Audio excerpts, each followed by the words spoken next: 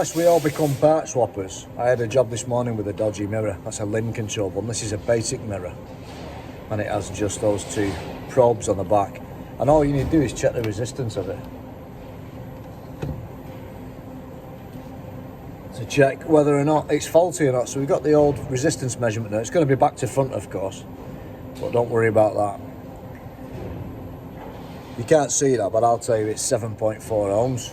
But maybe I can do something with my video editor after, so you will see it better, but I'll find out after whether I can. It looks like a weird value there, but I can assure you it's 7.4. So in theory, there's nothing wrong with it. The one this morning had a mega ohm infinite resistance value, which obviously when it's infinite resistance, basically means that there's a break in it. And the resistance is so huge that you just can't measure it. So if you see some resistance in this, because all it is a heater coil, it's just a coil, 7.2. It looks like 2p, but it's 7.2. But we'll see what happens on the video editor. Maybe I can put that in the right configuration. And as this is a video about diagnosing mirror heaters, I thought I would include in the picture-in-picture there just an example of another mirror I had, funnily enough, the same morning, with an infinite resistance. You see 0L, you have infinite resistance, you have a break inside the heater circuit. You've now got a great new inspection mirror. Throw it in your toolbox, get a new mirror, fit it, and that should be okay. Now let's get back to our other mirror, see if we can diagnose it. Because I've got the front camera on, you see, that's why it's not working. So we've got a good coil, so in theory, there's essentially nothing at all wrong with the coil, so the heater should work. So what can we do? Well, we can get our infrared fluke thermometer, which is useful, and we can basically heat it with the power probe. But I've got a much better idea. If you just get a conventional 9-volt battery like that, and on the back of there, you can touch it any way around, it doesn't matter the polarity. Before you do that, just take an initial measurement on here. It's bouncing all over the place. You won't see this because the camera's like the wrong way around, but I'll tell you it's 22.8 degrees. Good. So that's our initial measurement. Don't put your hand on it, heat it up and falsify it. So we just touch the outside, and you literally just whack this bad boy on. Press it on good and proper, like that. And all you're doing now is you're just putting energy into that system. And we can check if it works by holding it on for maybe 30 seconds, and we'll recheck the temperature. Should be able to get it up to a good 28 degrees, really, if you think about it.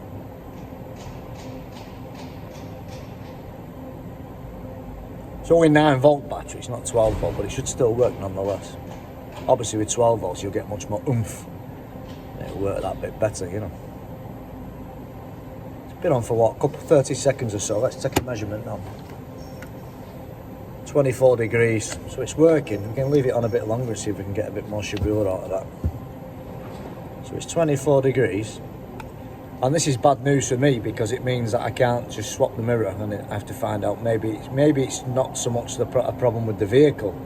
Maybe it's just a problem with the connectors, what go on the spade terminals. Maybe there's corrosion in them.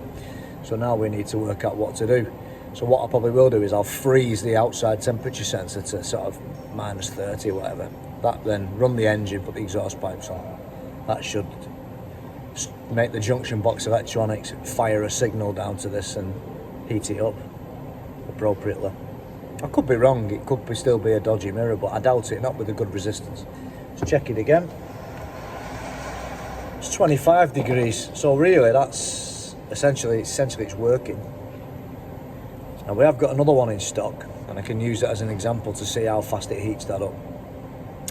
But then again, 7 ohms, it's about right. I did one this morning, a different type of system on a different car, and it was 8 ohms, so I know it's about right now.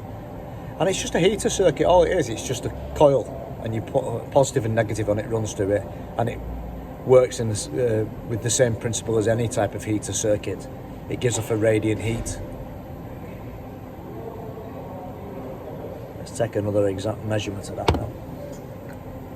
25 degrees, there's nothing wrong with that. So now we need to start troubleshooting. So let's do that. So what I'll do now is I will freeze the outside temp and measure the voltage.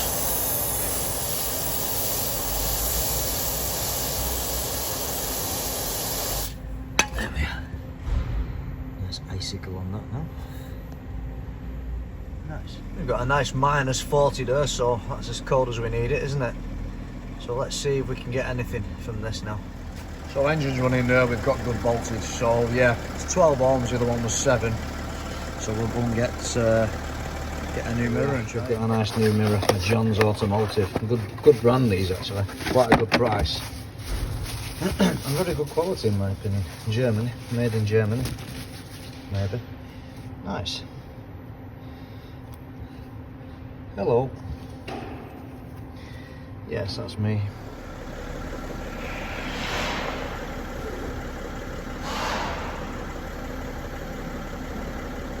Great, but doing something I suppose.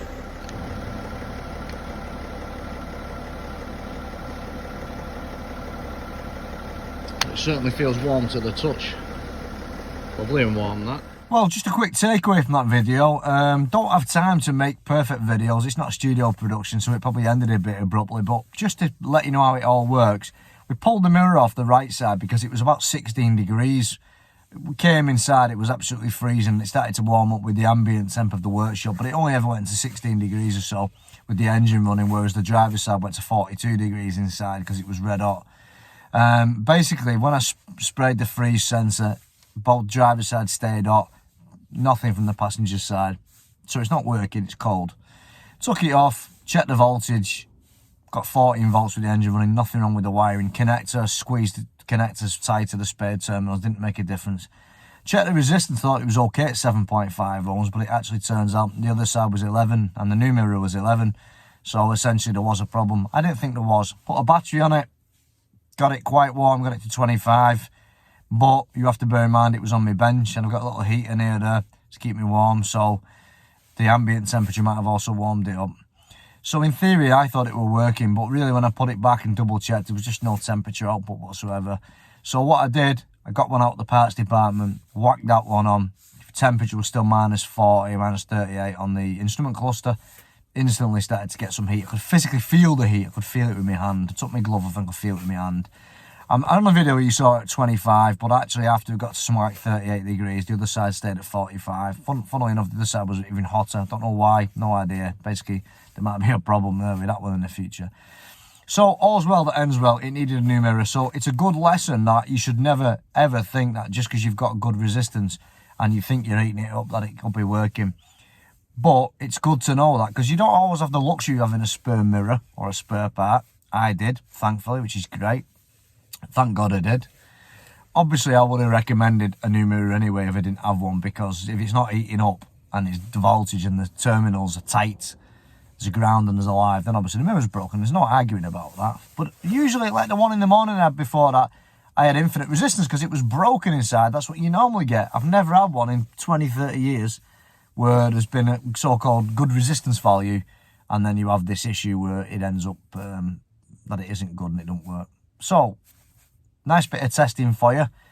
So keep spanning, keep testing. Got 740 subscribers now, which is amazing, actually, because it's dead hard to use YouTube channels. I never realised how hard it was.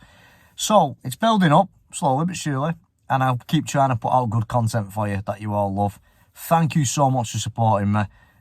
Just keep watching my videos, because the more you watch them, the more YouTube pushes them. The more people that watch them, the more we grow. So until next time, I've got a few more cool videos in the pipeline, when time allows, of course. And don't forget, I'm opening a podcast soon. Don't know when. Grease Monkeys I keep saying Grease Monkeys Uncovered. Grease Monkeys Debunked. With me and my friend Danny from the UK.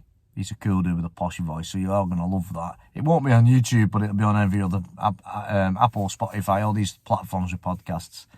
So until then, I'll catch you later, and thank you very much for helping me build this channel. Can't do it without you guys and gals. Much appreciated.